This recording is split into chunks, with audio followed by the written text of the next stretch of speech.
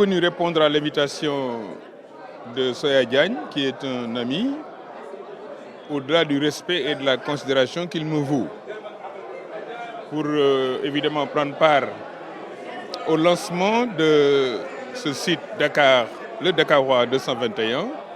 qui, comme il le dit, a l'ambition d'être la première web radio, certainement à Dakar dans un premier temps et partout dans le Sénégal après.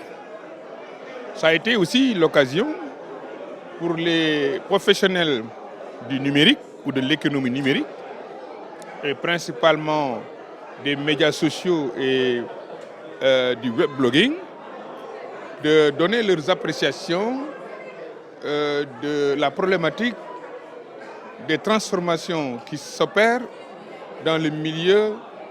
du journalisme en général et du partage de l'information en particulier, à travers aujourd'hui le numérique. Beaucoup de questions étaient agitées, principalement celle de la souveraineté numérique, même si je peux comprendre que les professionnels qui se sont prononcés sur cette question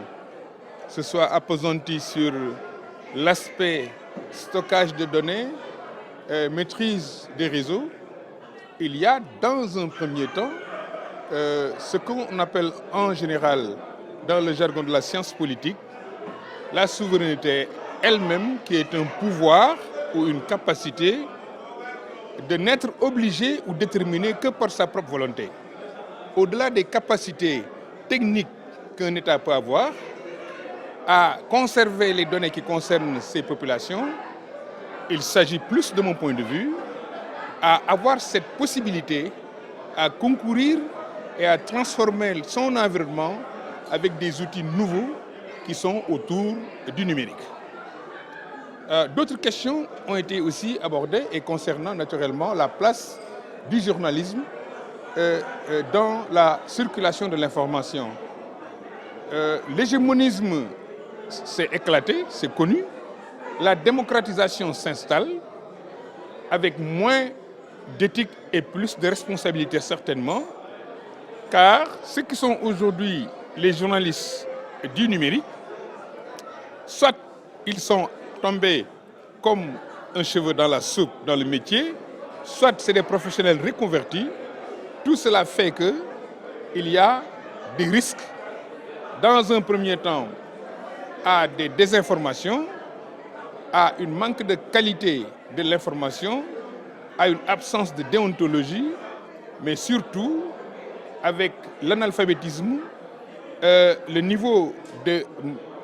d'éducation et de formation de la cible, que sont les populations d'ici et d'ailleurs. Le Dakarois 221 aura un challenge de produire du contenu de qualité en respectant les règles du journalisme, mais surtout en essayant d'élargir le spectre du partage de l'information qui aujourd'hui n'est plus le monopole des médias traditionnels. C'est en cela que d'ailleurs je félicite Soya Diagne d'avoir osé d'entreprendre en s'accompagnant de jeunes formés, peut-être stagiaires, peut-être aguerris, mais qui en tout cas ont aujourd'hui un challenge de faire émerger le Dakarois 221. Il aura naturellement mon soutien moral. Si je peux contribuer à former le contenu qui fera le Dakarois 221 un outil de change, un outil de transformation de notre société, volontiers je le ferai, parce que ce sont des personnes comme lui qui peuvent booster une jeunesse qui en veut, que nous devons et dont nous avons l'obligation peut-être d'accompagner et d'aider.